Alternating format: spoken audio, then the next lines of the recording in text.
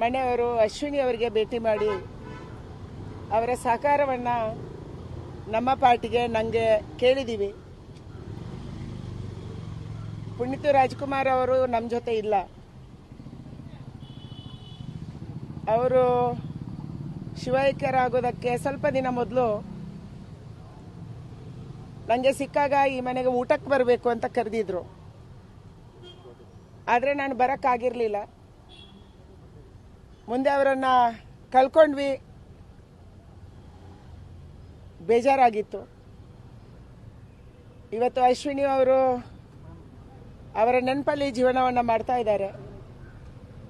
ಅಶ್ವಿನಿ ಅವರಿಗೆ ರಾಜಕೀಯ ಪಾರ್ಟಿ ಇಲ್ಲ, ಆದರೂ ಕೂಡ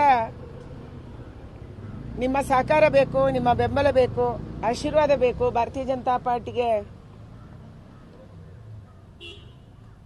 ಇವತ್ತು ಮೋದಿ ಅವರು ಇಷ್ಟೊಂದು ದೊಡ್ಡ ಪ್ರಮಾಣದಲ್ಲಿ ಕೆಲಸ ಮಾಡುವಂಥ ಸಂದರ್ಭದಲ್ಲಿ ಪುನೀತ್ ರಾಜ್ಕುಮಾರ್ ಅವರು ಕೂಡ ಮೋದಿಯವರನ್ನು ಮೆಚ್ಚಿಕೊಂಡಿದ್ರು, ಭೇಟಿಯಾಗಿದ್ರು.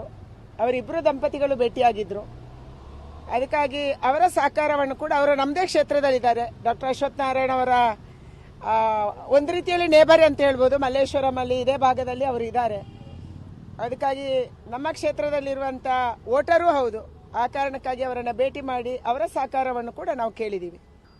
ಇಲ್ಲ, ಆ ಥರ ಇಲ್ಲ, ಬೆಂಬಲ ಮಾತ್ರ ಕೊಡ್ತಾರೆ ಅವರು. ಪ್ರಚಾರದ ಬಗ್ಗೆ ನಾವು ಮಾತಾಡಿಲ್ಲ, ಕೇಳೋದು ಸರಿಯಲ್ಲ. ಅದಕ್ಕಾಗಿ ಅವರ ಸಹಕಾರ ಬೇಕು, ಬೆಂಬಲ ಬೇಕು ಅನ್ನುವಂಥದ್ದನ್ನು ಕೇಳಿದ್ದೀವಿ. ಯಾವುದೇ ಗೊಂದಲ